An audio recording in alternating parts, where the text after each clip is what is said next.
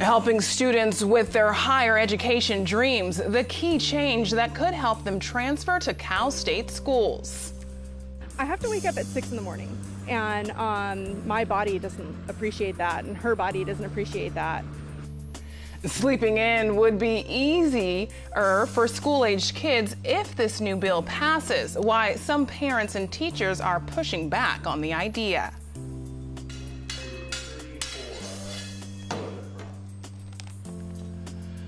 Get ready for some sword play. The secrets behind staging an epic fight for the new Robin Hood production at the Globe. KPBS Evening Edition starts right now.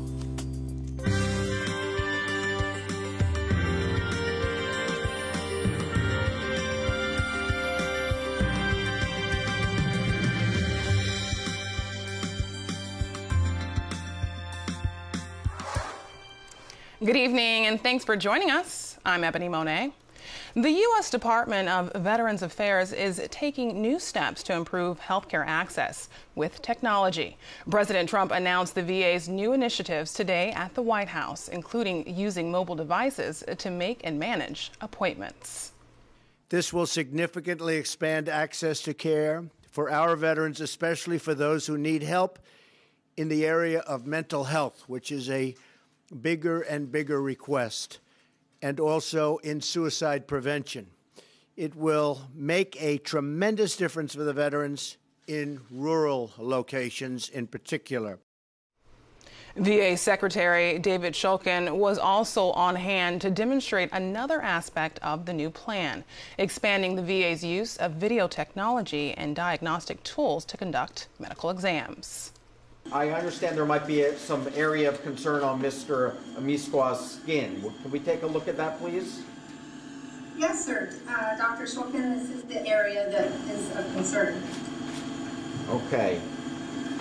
So as we focus in on that, you can see, Mr. President, I can take a look at that area, and if I have any concern about it, we can send this to a specialist, or we can take a look at it. Shulkin says last year, 700,000 veterans were able to take advantage of the telehealth system. He says the VA is looking to greatly expand those capabilities.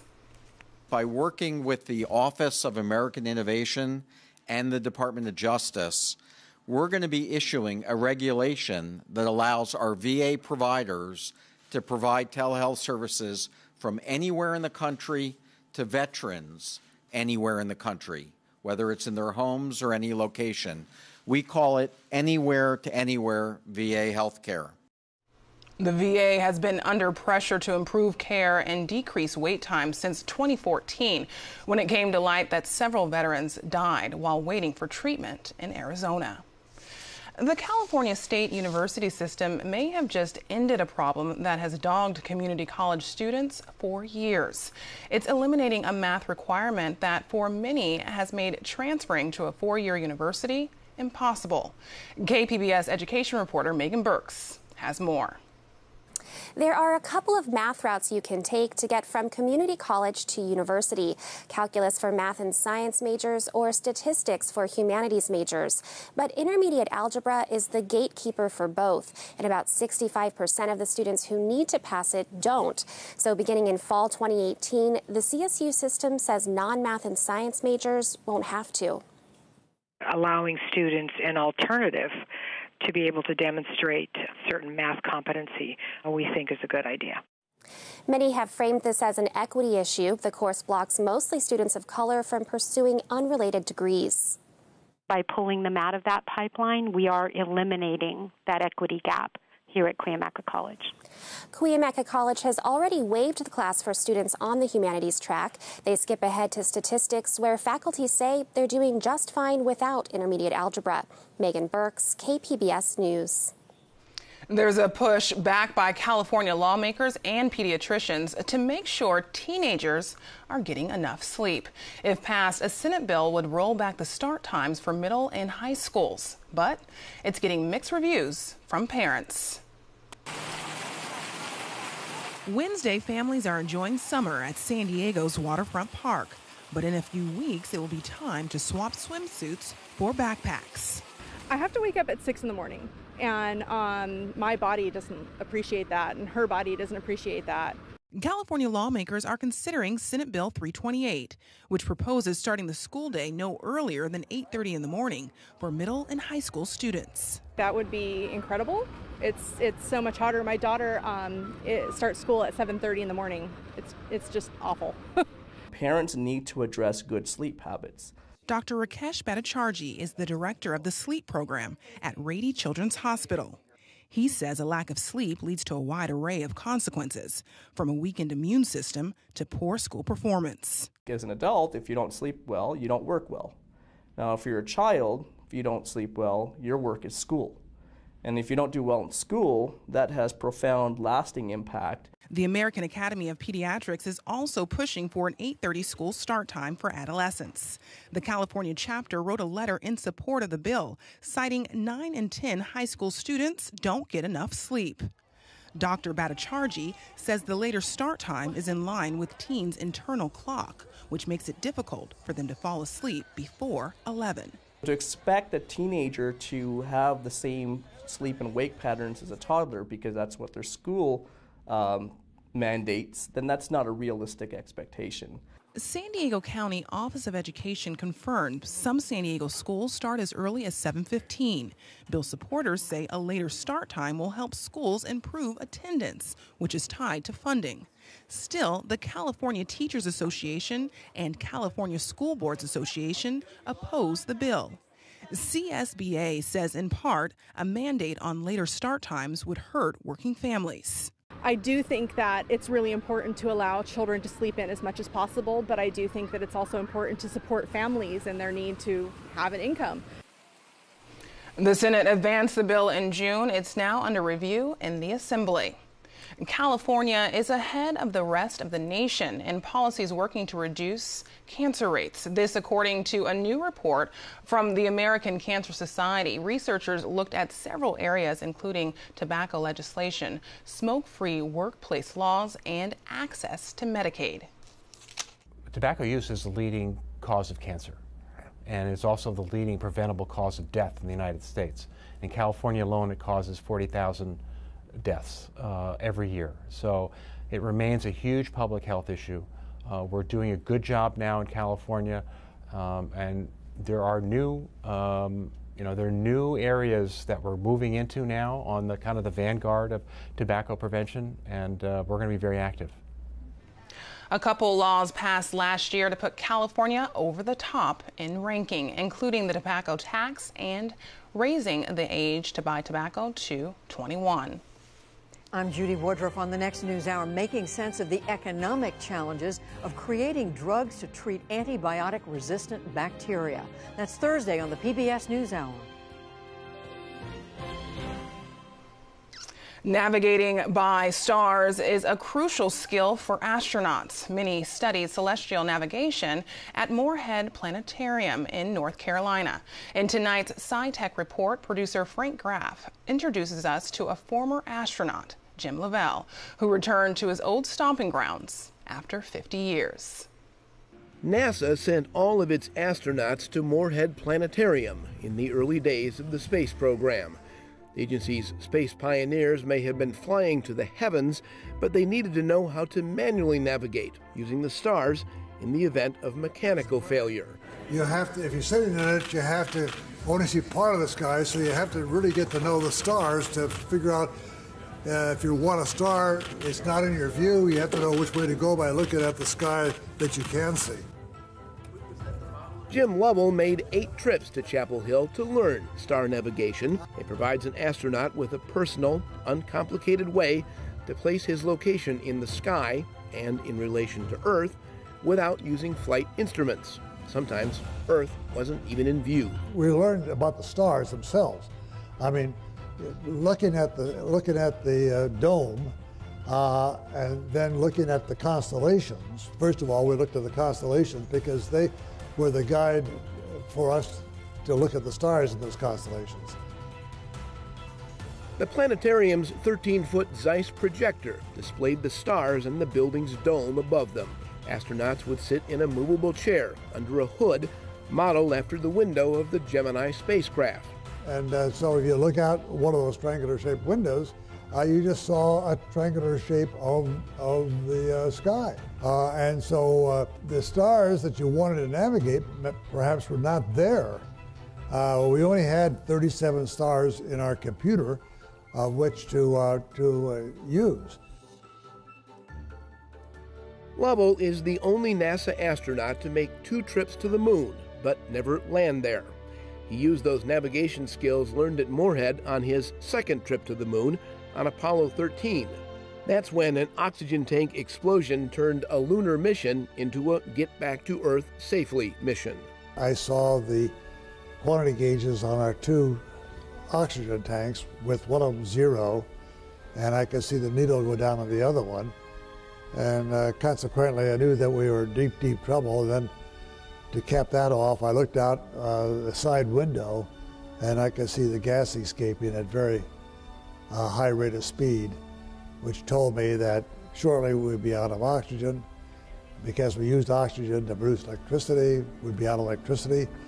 And because we used electricity to control and gimbal our vehicle, we will lose our propulsion system.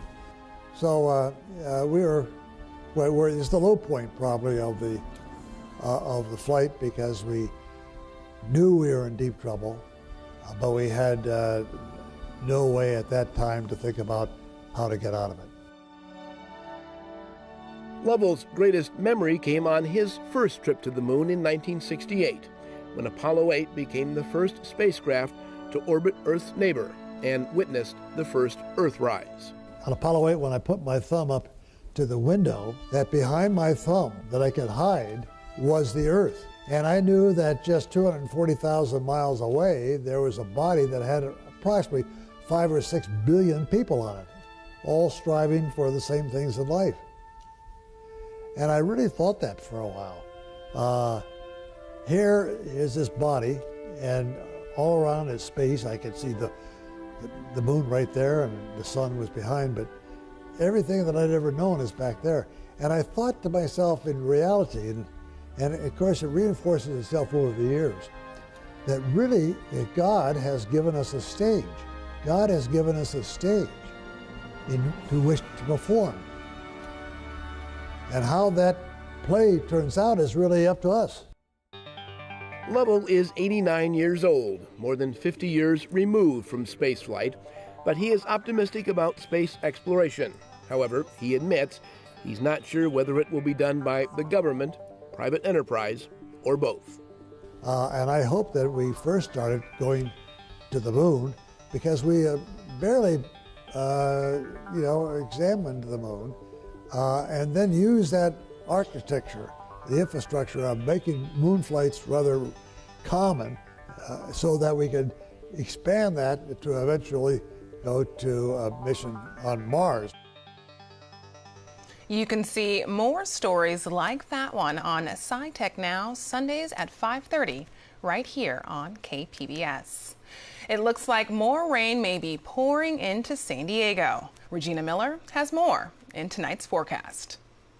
Well, some of that monsoonal moisture has brought showers and thunderstorms. Some of those have been heavy, and because of that, we're seeing as much as an inch of rainfall within an hour in some of these areas. So we have some flash flood watches in effect across parts of San Diego County. You can see here, these are all flash flood watches, and that continues through the evening hours. A lot of times, once you lose the daytime heating, those thunderstorms start to collapse. But in the meantime, mudslides, especially in the burn scars areas, and so those issues could be a problem through the evening hours for tonight. Otherwise, during the late night hours, becoming partly cloudy, humid, with an overnight low of 73 degrees in the metro areas. Into Ramona, we're going to see a temperature of 67 degrees. We have those showers and thunderstorms, Borrego Springs down to Mount Laguna, and some of that puts down some heavier rainfall. As we go into your Friday, we start to see that shifting a little bit eastward. So not so much into San Diego or as far westward as the coastline, but we will see it still around the mountains for your Friday. So here's a look at tomorrow's forecast. Showers or thunderstorms could still be popping up around Mount Laguna. Into Oceanside, we're at 84 degrees with some sunshine in the afternoon. San Diego's at 82 and Chula Vista is at 80 degrees. Along the coast for tomorrow, mostly sunny skies. 84 degrees. Saturday's partly cloudy and 80, and then we're at 76 degrees on Sunday with a partly cloudy sky. As we head inland here, we're going to see mostly sunny skies, warm and humid for your Friday. 92 degrees. Partly cloudy on Saturday at 86. On Sunday, we're at 84 degrees with a partly cloudy sky. As we take a look at the mountain areas, this is where we could see a thunderstorm once again around for your Friday, and we could see any heavier downpours with any of those storms, so watch once again for some flash flooding. On Saturday, partly sunny and nice, temperature of 77, 76, and mostly sunny on Sunday. Monday, 77 and mostly sunny. I'm Regina Miller, KPBS News. San Diego kids and families can stage their own Top Gun moment in Miramar. The Flying Leatherneck Aviation Museum hosts its open cockpit days this summer. In England, a slice of military history is being restored to its former glory. Experts rebuilt a World War I bomber at the Imperial War Museum in Cambridge. This rare archive footage shows the world's first strategic bomber in action, the Airco DH-9. The introduction of this aircraft to the Western Front in World War I meant larger bombs could be dropped more accurately behind enemy lines. Of course, we have this new generation of bombing aircraft that are not simply being designed to support the battlefield, to support ground operations. They're being designed to take the war to the enemy, so to go beyond the battlefield. And that's very much the start of this idea that the bomber will always get through, and that preoccupation that moves into the 20s and 30s and 40s as to the awesome power of the bomber. And it's really led by aircraft that do that strategic bombing work, such as the DH-9. After World War I, the British government gifted the airplanes to Commonwealth countries. The DH-9 formed the first planes in India's new Air Force. At the end of its fighting days, the plane spent retirement at a prince's summer home, inside an elephant stable. Sadly, the engines were taken out and the aircraft were put into an elephant stable. The engines were then used to help to pump water around the estate, which is where we retrieve them from. And the aircraft themselves were left in the elephant stable, which was fortunately very dry. The biggest problem we had was that the termites had attacked the wood, which wasn't good news. Historic aircraft collection teams spent 60,000 hours restoring this plane.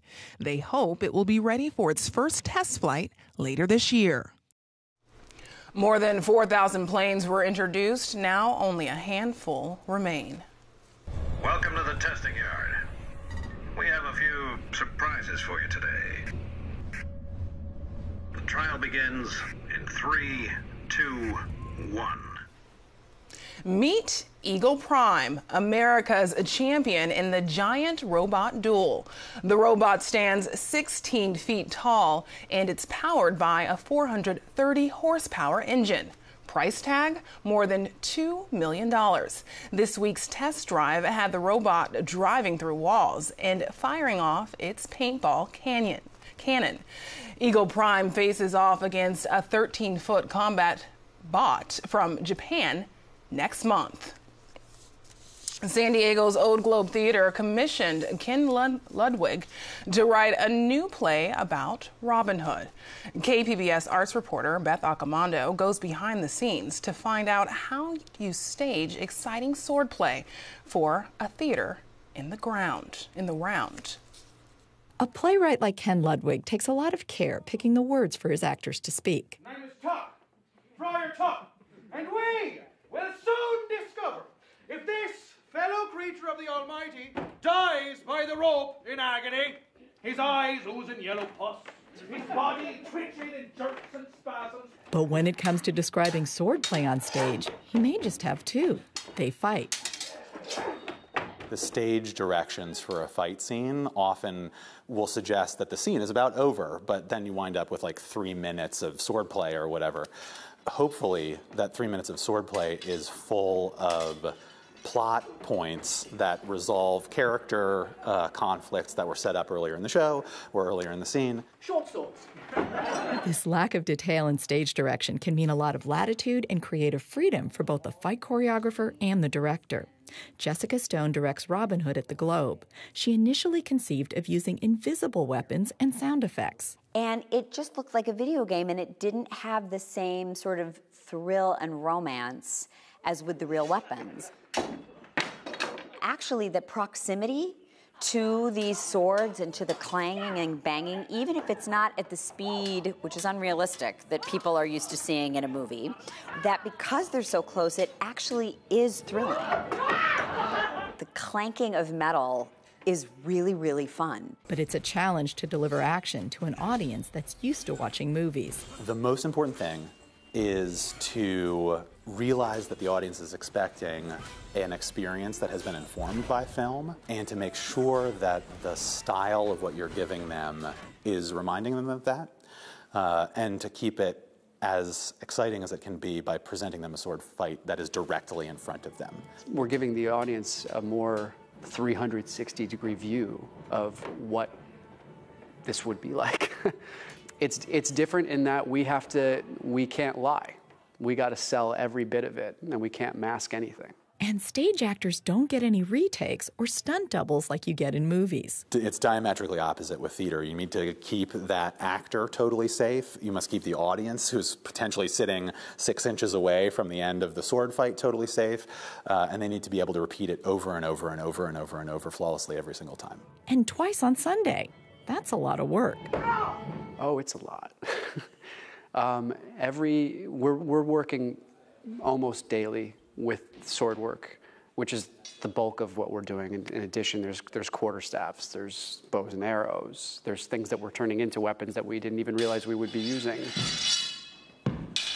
Adding to the challenge is the fact that the theater also happens to be in the round. The one thing that putting a fight in the round does, which is good for fight choreography, is that sword fighting specifically, like not a punch, the sword fighting involves, and the audience assumes and hopes to see, a lot of swings that don't hit, right? Like when you imagine an Errol Flynn movie, we're not forced to believe that we missed seeing the cut land. It's sword-on-sword action, and that kind of thing you can do in the round. The style that we're going for here is very similar to that style, because in order to accomplish the swashbuckling style, which was created by fencing masters in Hollywood at that time, so they're imagining fighting with rapiers while they're telling the actors to fight with broadswords. We're doing the same thing here, where we have these very light, very agile weapons so that the actors can accomplish that style of choreography. 1, 2, 3, 4.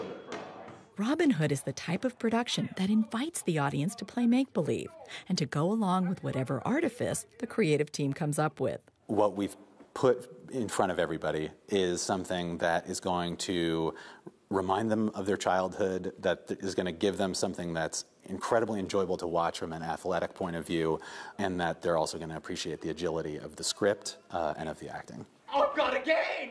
Ken Ludwig's Robin Hood provides a fresh spin on the action in Sherwood. Beth Accomando, KPBS News. A unique music collection in Seattle offers a window into the lives of early Japanese American immigrants. KCTS producer Layla Cosme shows us the stories behind these vinyl records.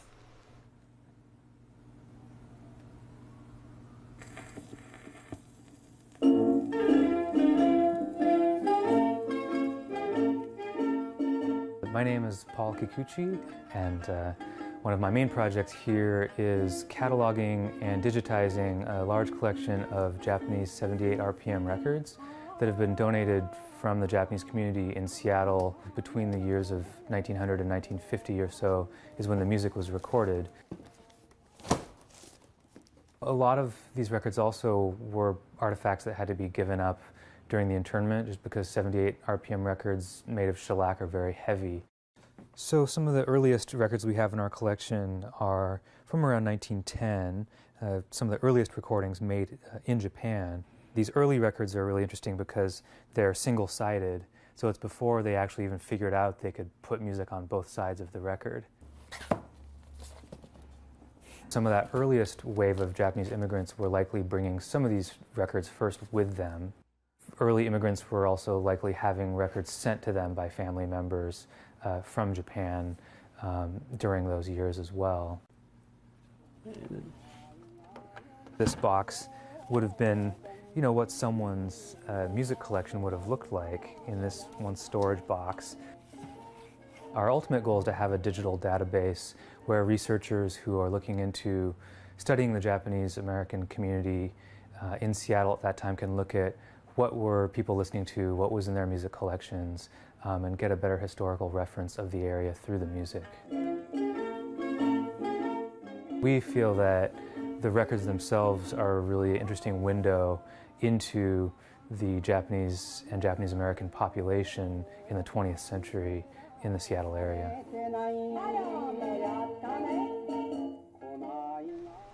This story was made possible by the Corporation for Public Broadcasting.